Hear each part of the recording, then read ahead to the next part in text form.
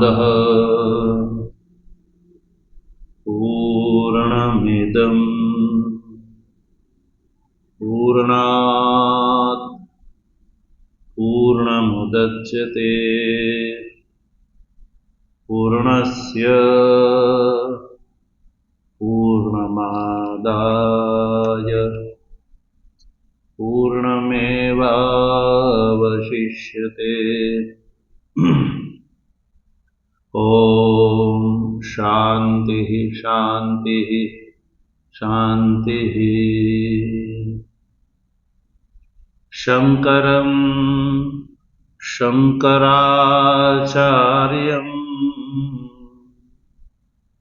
केशवं बादरायणं सूत्रभाष्य कृतौ वन्दे भगवन्तौ पुनः पुनः।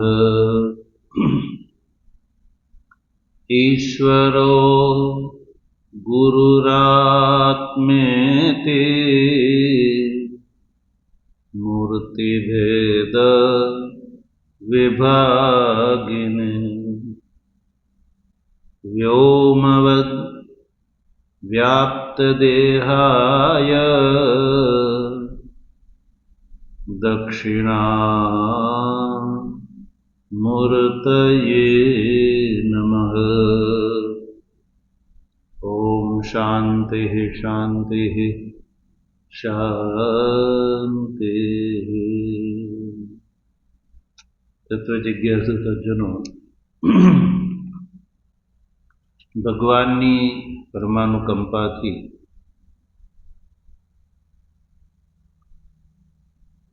મીમાંસા શાસ્ત્રનો પ્રતિપાદક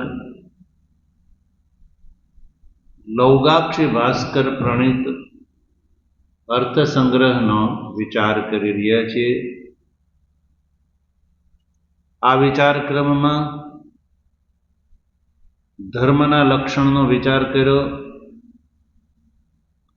અને ધર્મમાં પ્રમાણનો પણ વિચાર કરી ચૂક્યા. ધર્મનું લક્ષણ શું છે?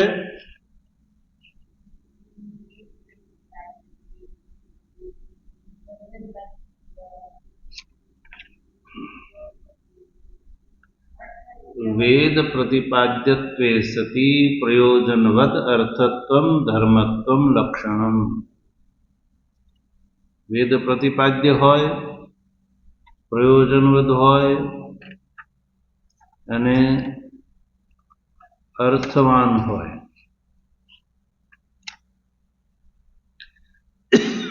એ ખાસ બેસાડી દેવાનું છે. વેદ પ્રતિપાદ્યત્વે સતી પ્રયોજનવત્વે ચ સતી અર્થત્વમ ધર્મસ્ય લક્ષણમ. લક્ષ્ય કોણ છે અહીંયા? યાગાદિ. લક્ષ્ય છે યાગાદિ. તો લક્ષણ જેનું કરવાનું હોય એને શું કહેવામાં આવે? લક્ષ્ય કહેવામાં આવે. જેનું લક્ષણ કરવાનું છે એ છે લક્ષ્ય.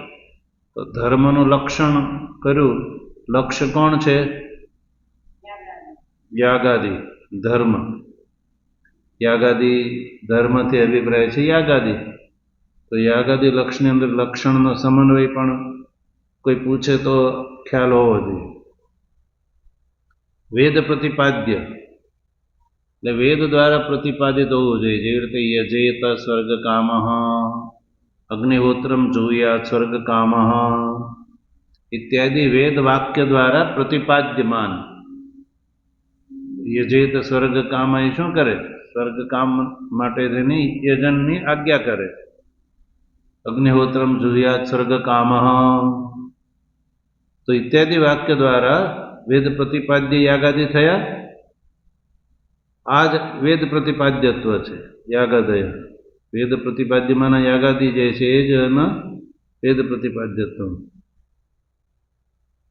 અને પછી શું છે? પ્રયોજનવત્વ. પ્રયોજન છે સ્વર્ગાદિ. સ્વર્ગાદિ પ્રયોજનવાન છે.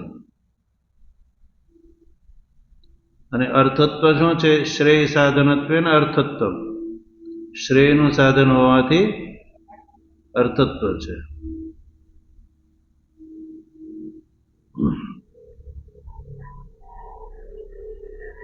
અને આ જે યાગની અંદર ધર્મથી યાગ, પછી આગળ શું લીધું? યાગાદિથી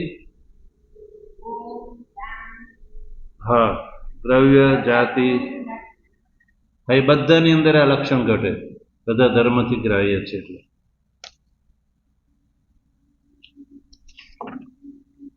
તો એમાં પ્રમાણ પણ બતાડી દીધું. સ ચ યાગાદિ યજેત સ્વર્ગ કામ, એ પ્રમાણ વાક્ય, પ્રમાણનો વિચાર છે. સ ચ યાગાદિ યજેત સ્વર્ગ કામ ઇત્યાદિ વાક્ય ને એ પેરેગ્રાફ છે ને, એ પ્રમાણ છે. વિધિ વાક્યનો વિધાયકત્વનો પ્રકાર. યજેત સ્વર્ગ કામ ઇત્યાદિ વાક્ય દ્વારા સ્વર્ગને ઉદ્દેશ કરીને પુરુષ જે છે એ વિધિ, પુરુષને પ્રતિ વિધાન કરે છે યજ્ઞનું.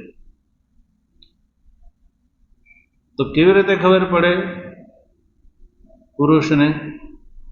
તો કોઈ પુરુષ હોય તો એક આજ્ઞા કરે તો સાંભળવાળો જે છે એ તરત કામ કરે કે ભાઈ આને મને આવી આજ્ઞા કરી.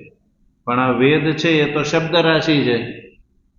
તો શબ્દ રાશિ હોય તો એમાંથી આ મને આજ્ઞા આપે છે એ કેવી રીતે ખબર પડે? તો એ યજેત પ્રત્યયની અંદર એ રાજ છુપાયેલો. યજેતની અંદર બે અંશ રહેલા છે, યજી ધાતુ અને પ્રત્યય. પછી પ્રત્યયમાં પણ બે અંશ છે, આખ્યા તત્વ અને લિંગત્વ.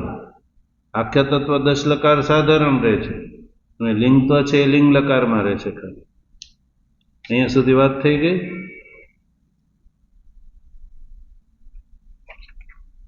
હવે વાત છે આગળ. આખ્યા તત્વ જે એ 10 લકાર સાધારણ છે અને લિંગત્વ જે છે તો લિંગ માત્રગત છે. તો આવી સ્થિતિમાં આખ્યા તત્વથી અવચ્છિન્ન, લિંગત્વથી અવચ્છિન્ન જે પ્રત્યય છે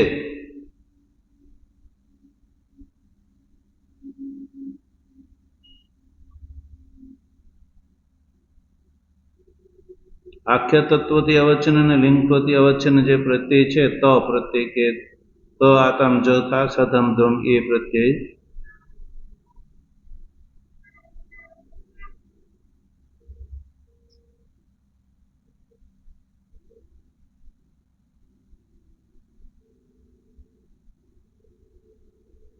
હવે એ પ્રત્યય જે છે એનો પેલો સામાન્ય અર્થ બતાવે છે.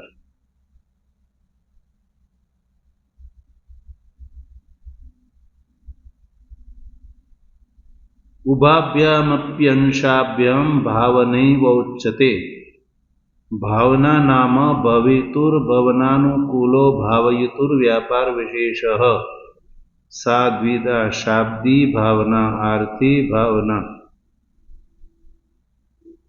એ વાત થઈ.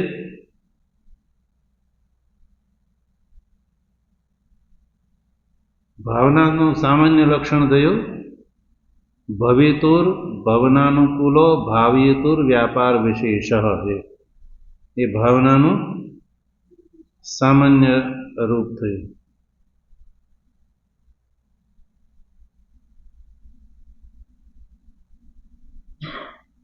તો એ બેસાડવાનો આખો તો જ સમજાય. ભવિતુર ભવનાનુકૂલો ભાવયતુર વ્યાપાર વિશેષ. ભવિતુ એટલે જે ઉત્પન્ન થવા વાળો છે, જે થવા વાળું છે, જાયમાન. ભવિતુ એટલે જાયમાનસ્ય, ઉત્પદ્યમાનસ્ય. ભવિતુઃ એટલે જે બનવાનું છે, થવાનું છે એ. એનો ભવન અનુકૂળ. ભવન એટલે એને એ ઉત્પદ્યમાં થવાનું છે ને, એને એની ઉત્પત્તિને અનુકૂળ. ભવન એટલે એના જન્મને અનુકૂળ, ઉત્પત્તિને અનુકૂળ.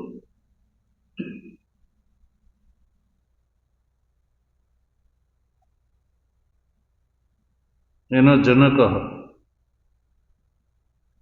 ભાવયિતુ વ્યાપાર વિશેષ. ભાવયિતુ એટલે જે આજ્ઞા કરવા વાળો છે, જે કરાવવા વાળો છે, એના વ્યાપાર વિશેષને ભાવના કહેવામાં આવે છે.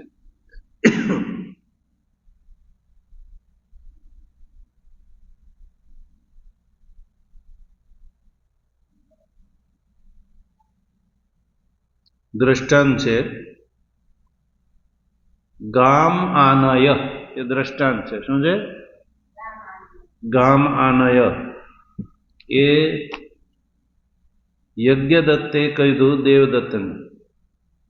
ગામ આનય, યજ્ઞદત્ત નામના વ્યક્તિએ દેવદત્તને કીધું ગામ આનય.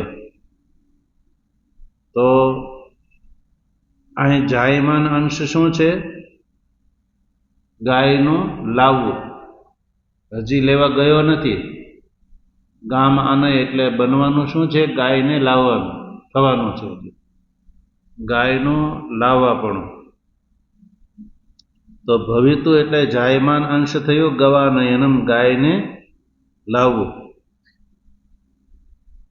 પછી ગવાનયનમાં પ્રવૃત્તિ, ગાય લેવા જવા માટે જે પ્રવૃત્તિ થઈ, પેલો યજ્ઞદત્ત દેવદત્ત જે ઊભો થયો લેવા માટે, એ શું છે? પ્રવૃત્તિ જાયમાના છે.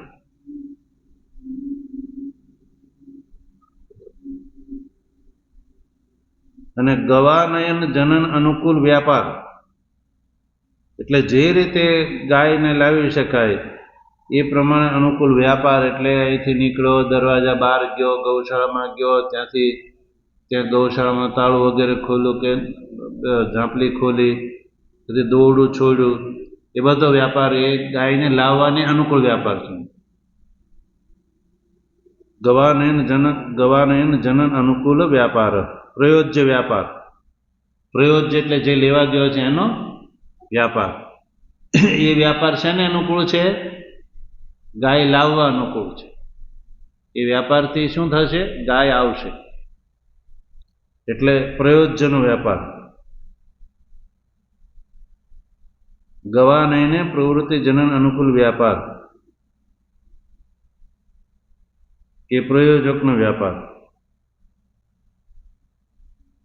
પ્રયોજ્યનો વ્યાપાર એ ગૌશાળામાં ગયો અને ગવાનયન પ્રવૃત્તિ જનન અનુકૂળ વ્યાપાર થયો પ્રયોજક વ્યાપાર.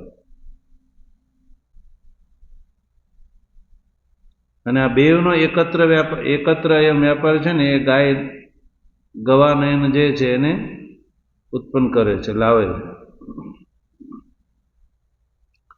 તો ગવાનયને પ્રવૃત્તિ ભાવયતી ઇતિ ભાવનઃ.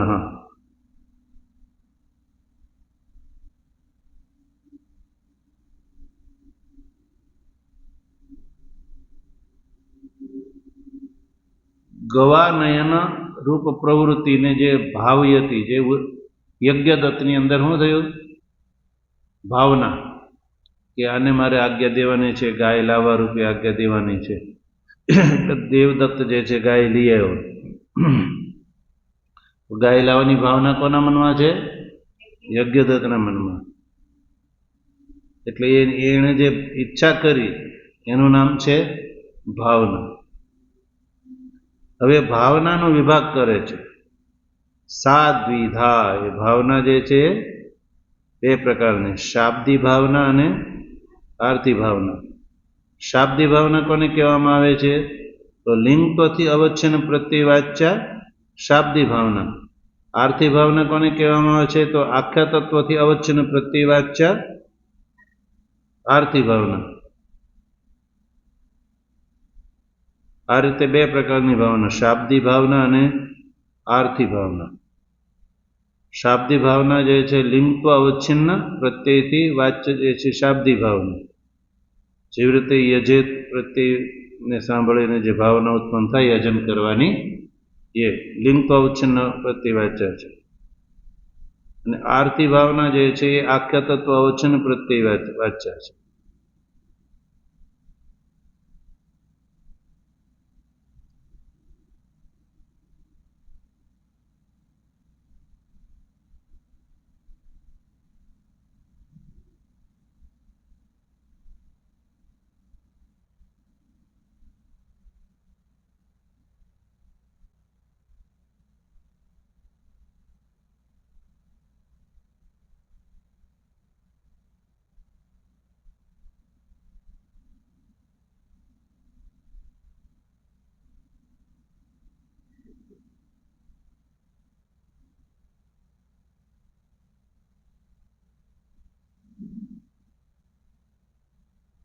હવે જો આ જે ભાવના જે છે એને થોડું સમજવાની છે.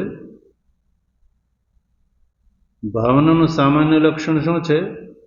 ભવિતુર ભવનાનુકૂલો ભાવયુતુર વ્યાપાર વિશેષ. ભવિતુર ભવનાનુકૂલો ભાવયુતુર વ્યાપાર વિશેષ. અહીંયા બે વાક્ય બને છે. એક તો ભવિતુર ભવનાનુકૂલ અને ભાવયુતુર વ્યાપાર વિશેષ. આ બે વાક્ય છે.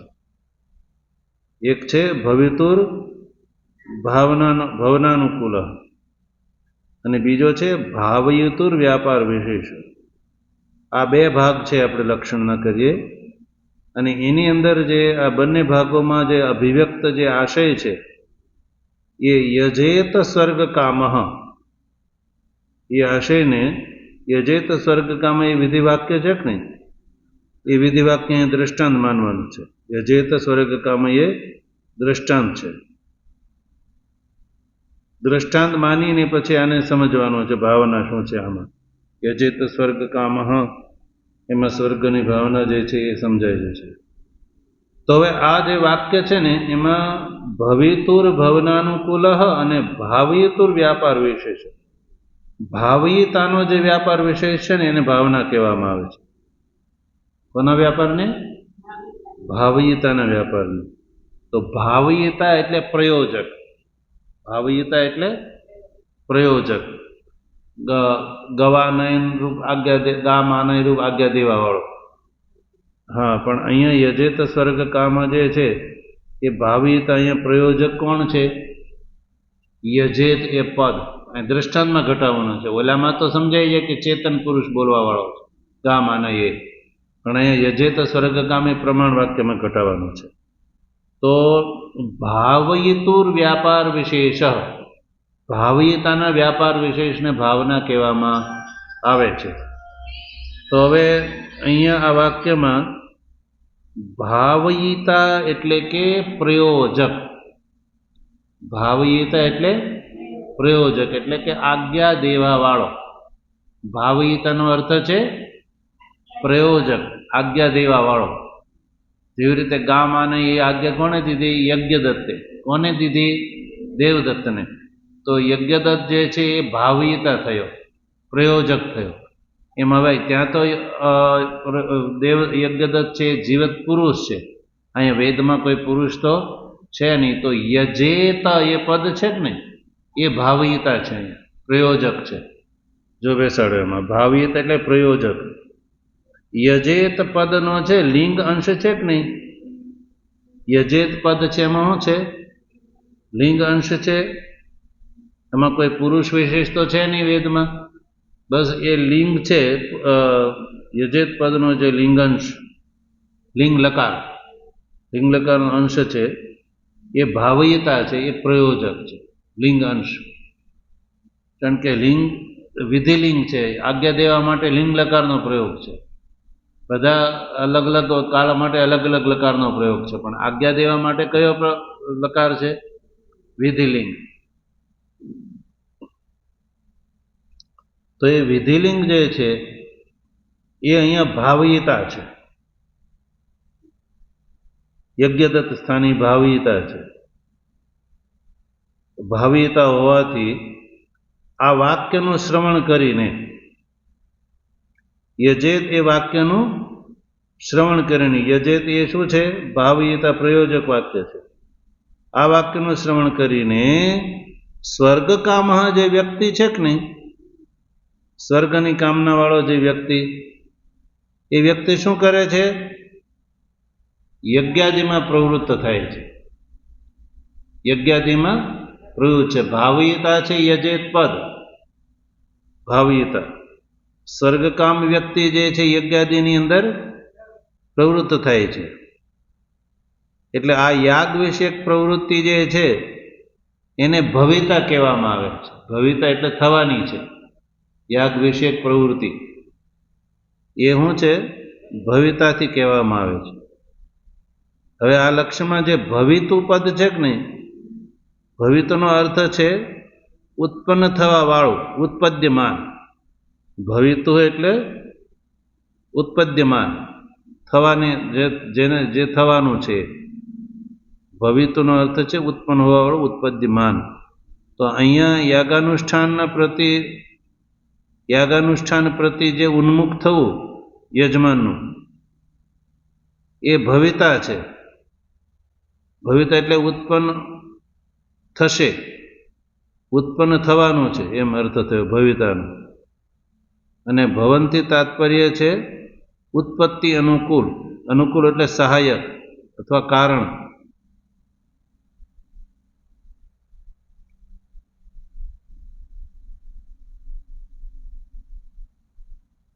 તો જે રીતે ગામ આનય એ લૌકિક ઉદાહરણ છે, એ ઉદાહરણમાં યજ્ઞદત્તે દેવદત્તને કીધું કે ગાય લાવો. યજ્ઞદત્તે શું કર્યું? દેવદત્તને કીધું કે ગાય લાવો. તો દેવદત્ત જે છે એ યજ્ઞદત્તનું જે ગામ આનય એવું વાક્ય સાંભળીને વિચાર કરે છે. દેવદત્ત જે છે એ યજ્ઞદત્તનું ગામ આનય એવો એના મોઢેથી વાક્ય સાંભળી અને વિચાર કરે છે કે યજ્ઞદત્ત જે છે એ મારી અંદર ગવાને ગાય લાવવા રૂપી પ્રવૃત્તિ ઉત્પન્ન કરવા માગે છે એવું વિચારે. કોણ? દેવદત્ત. દેવદત્ત એવું વિચારે કે આ યજ્ઞદત્ત વ્યક્તિ છે એ મારી અંદર ગાય લાવવા રૂપી જે પ્રવૃત્તિ છે એ ઉત્પન્ન કરવા માગે છે. એ ચાહે છે કે હું એને ગાય લઈને આપું, ગાય લઈ આવું એના માટે.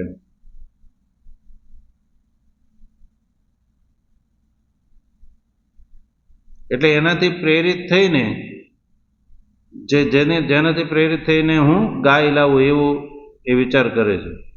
તો પછી શું કરે છે? એની આજ્ઞા માનીને ગવાનયન અનુકૂળ વ્યાપારમાં પ્રવૃત્ત થાય છે. ગવાનયન અનુકૂળ ગાય લાવવા રૂપી જે વ્યાપાર કરવો પડે, જે વ્યાપારથી ગાય આવી શકે એ વ્યાપાર કરવામાં દેવદત્ત છે એ પ્રવૃત્ત થઈ જાય છે. એ વ્યાપારમાં દેવદત્ત પ્રવૃત્ત થઈ જાય છે. તો આ જે પરિસ્થિતિના વિશ્લેષણથી એ વાત સ્પષ્ટ થાય છે કે ગવાનયન વિષયક દેવદત્તની પ્રવૃત્તિ, ગવાનયન વિષયક જે દેવદત્તની પ્રવૃત્તિ છે એ શું છે? એ પ્રવૃત્તિને ઉત્પન્ન હોવામાં સહાયભૂત શું છે? યજ્ઞદત્તનો અભિપ્રાય વિશેષ. યજ્ઞદત્તનો અભિપ્રાય વિશેષ એટલે પેલો ગાય લાવવામાં પ્રવૃત્ત થાય છે. તો યજ્ઞદત્તનો જે અભિપ્રાય વિશેષ એટલે વ્યાપાર વિશેષ, એ વ્યાપાર વિશેષનું નામ છે ભાવના. બસ સમજાણું? આજ્ઞા દેવાવાળાના મનની ભાવના, વ્યાપાર વિશેષ, કે જેને આજ્ઞા દેવામાં આવે છે એ આજ્ઞા દેવામાં આવે છે એ તો વ્યાપારમાં પ્રવૃત્ત થાય છે, પણ આના મનમાં જે ઉત્પન્ન થઈ એ ભાવના વિશે, અભિપ્રાય વિશેષ, જે દેવદત્તની પ્રવૃત્તિમાં ઉત્પન્ન હોવામાં સહાયભૂત જે છે એ યજ્ઞદત્તનો અભિપ્રાય છે. જો યજ્ઞદત્તની અંદર ભાવના ન હોત તો દેવદત્ત જે છે એ ગાય લાવવા રૂપી પ્રવૃત્તિ કરે નહીં. એટલે ભાવના થઈ જે પ્રયોજકની અંદર, પ્રયોજકની ભાવના, વ્યાપાર વિશેષ, પ્રયોજકનો વ્યાપાર વિશેષ. એટલે થયું કે લક્ષણ ઘટી ગયું. ભવિતુર ભવનાનુકૂલો ભાવયુતુર વ્યાપાર વિશેષ. ભાવયુતાનો જે વ્યાપાર વિશેષ છે ને ભાવના કહેવામાં આવે છે. ભાવયુતાનો વ્યાપાર કેવો છે? ભવિતુર ભવનાનુકૂલ. બરાબર?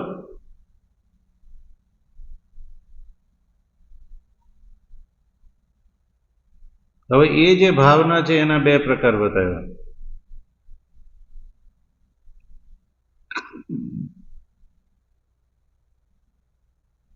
શાબ્દી ભાવના અને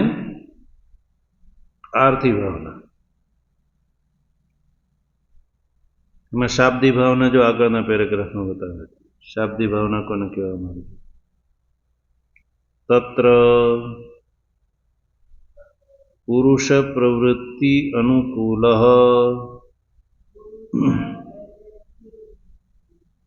ભાવયેતુર વ્યાપાર વિશેષ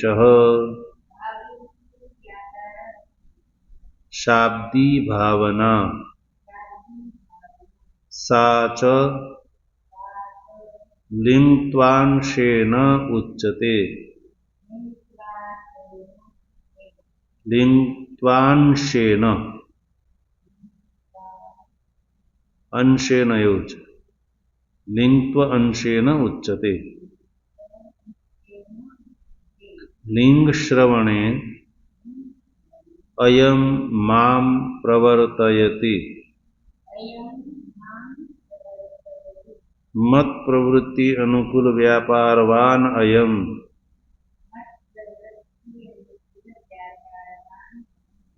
इति नियमेन प्रतीतेः। यद् यस्मात् शब्दात् नियमतः प्रतीयते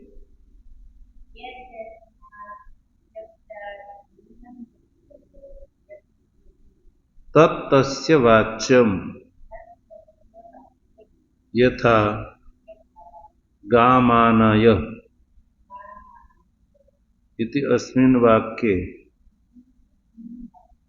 गो शब्दस्य गोत्वम् आ शाब्दिक भावनाનું રૂપ છે। શાબ્દિક ભાવનાના સ્વરૂપનું प्रतिपादन करे છે। ओम पूर्णमदः पूर्णमिदं पूर्णात् पूर्णमुदच्यते पूर्णस्य पूर्णमादाय पूर्णमेवावशिष्यते।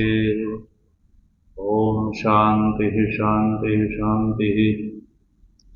शंकरं शंकराचार्यं केशवं बादरायणं सूत्रभाष्य कृतौ वन्दे भगवन्तौ पुनः पुनः।